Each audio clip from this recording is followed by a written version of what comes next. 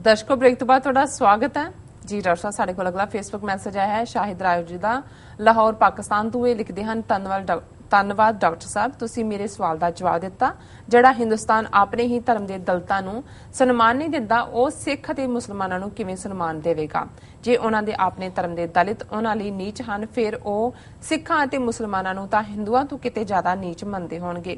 ਰੱਬ ਕਰੇ ਖਾਲਿਸਤਾਨ ਬਣ ਜਾਵੇ ਤੇ ਤੁਸੀਂ ਦੇਖਣਾ ਕਿ ਮੁਸਲਮਾਨ ਅਤੇ ਸਿੱਖ ਭਰਾ ਖਾਲਿਸਤਾਨ ਅਤੇ ਪਾਕਿਸਤਾਨ ਦੁਨੀਆ ਤੇ ਦੋਸਤੀ ਦੀ ਮਿਸਾਲ ਬਣਨਗੇ। ਲੌਂਗ ਲਿਵ ਖਾਲਿਸਤਾਨ ਜੀ। ਡਾਕਟਰ ਸਾਹਿਬ शाहिद राव जी का बहुत बहुत शुक्रिया। उन्होंने सानू लाहौर तो लिखे जी। उन्होंने बड़ा खूबसूरत नुकता और भावपूर्ण नुकता रादर उठाया।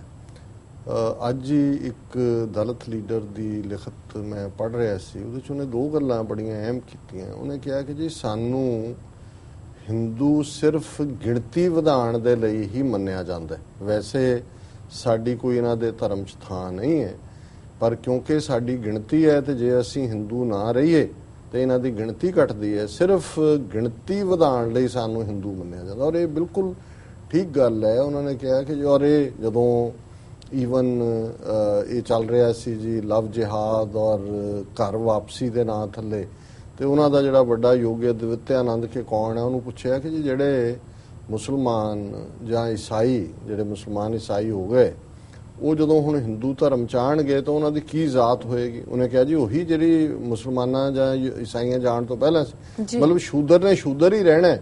सिर्फ ये है भी क्योंकि मुसलमान जां ईसाइयां दे खाते च जाके गिणती उन्हां दी वधा रहे ने, इधर आके तुसीं हिंदुआं दी गिणती वधा दिओ, इस तो बियॉन्ड कुछ नहीं है। और इस तरह जिस एक होर जिन्हें BBC नूं इंटरव्यू दिता उन्हें कहा जी सानू तां असीं तां हिंदू दा धर्म दा हिस्सा ही नहीं सी कदे, सानू इन्हां ने हिंदू सिर्फ अपने कम्मां लई रखिया होया है, अदरवाइज सानू तां पिंडां तो बाहर रहण दा सी, असीं पिंड च रह ही नहीं सी। जिहड़े अछूत इसे लई कहा जांदा है भी उहदी शैडो भी पिट दिंदे सी जी। हुण एक पासे ये उन्हां नूं चौथे डंडे दे उत्ते ब्राह्मण क्षत्री वैश्य शूद दे नाल मंनदे। और एक होर लिखत क्योंकि अजकल बहुत सारियां लिखतां इस ते आ रहीआं उहदे च औरत दे हवाले नाल आया। उन्होंने कहा जी शूदर तां शूदर है ही है, औरत भी शूदर है भी औरत दा तां धर्म ही कोई नहीं है, वो तो जिस दे घर जाएगी ब्राह्मण क्षत्री वैश्य जिद्द उहदे नाल उहदा सब कुछ जुड़ गया।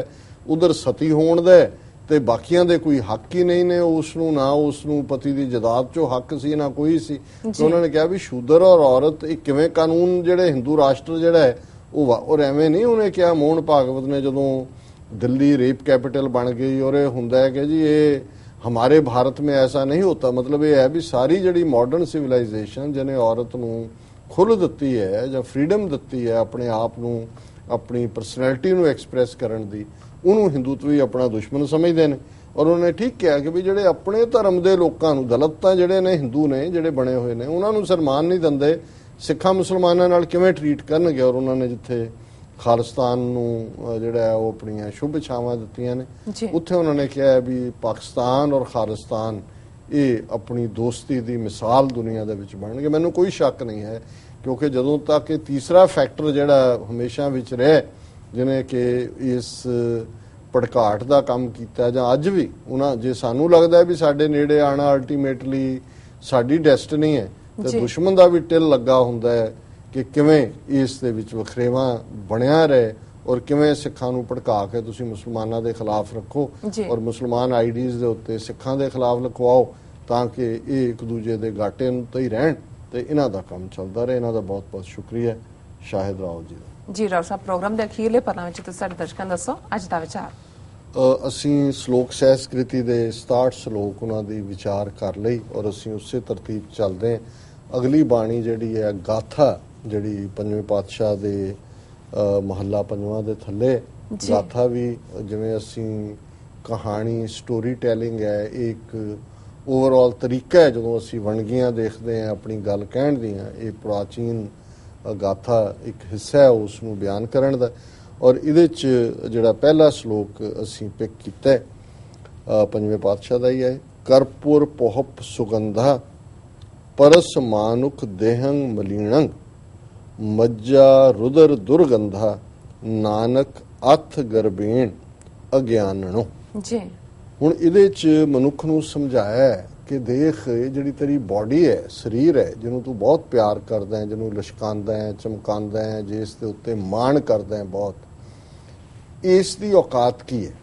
ਉਹਨੇ ਕਿਹਾ ਵੀ ਦੇਖੋ, ਕਾਫੂਰ ਖੁਸ਼ਬੂ ਹੁੰਦੀ ਹੈ ਜਿਸ ਨੂੰ ਮੁਸ਼ਕੇ ਕਪੂਰ ਵੀ ਕਹਿੰਦੇ ਨੇ ਜੀ, ਫੁੱਲ ਪੁਹਪ, ਕਿ ਇਹ ਦੋਨੋਂ ਹੀ ਮੁਸ਼ਕੇ ਕਪੂਰ ਔਰ ਫੁੱਲ ਜਦੋਂ ਇਨਸਾਨੀ ਸਰੀਰ ਨੂੰ ਲੱਗਦੇ ਨੇ, ਕਿੰਨੀ ਕੁ ਦੇਰ ਕਪੂਰ ਦੀ ਖੁਸ਼ਬੂ ਰਹਿੰਦੀ ਹੈ ਤੇ ਫੁੱਲ ਦੀ ਕਿੰਨੀ ਕੁ ਦੇਰ ਰਹਿੰਦੀ, ਵੀ ਅਲਟੀਮੇਟਲੀ ਇਸ ਬਾਡੀ ਦੀ ਦੁਰਗੰਧ ਉਹਨਾਂ ਦੀ ਖੁਸ਼ਬੂ ਨੂੰ ਮਾਰ ਦਿੰਦੀ ਹੈ ਕਿ ਇਸ ਕਿਸਮ ਦੀ ਇਹ ਦੁਰਗੰਧ ਵਾਲਾ ਸਰੀਰ ਹੈ ਜੀ। ਪਰਸ ਮਾਨੁਖ ਦੇਹੰ ਮਲੀਣੰ, ਕਿ ਜਿਉਂ ਹੀ ਪਰਸ ਹੁੰਦਾ ਛੋਹਣਾ, ਕਿ ਜਦੋਂ ਇਨਸਾਨੀ ਸਰੀਰ ਨੂੰ ਇਹ ਛੋਹਦੇ ਨੇ ਫੁੱਲ ਔਰ ਕਰਪੂਰ ਤੇ ਇਹ ਮਲੀਨ ਹੋ ਜਾਂਦੇ ਨੇ, ਇਹਨਾਂ ਦਾ ਖੁਸ਼ਬੂ ਮੁੱਕ ਜਾਂਦੀ ਹੈ।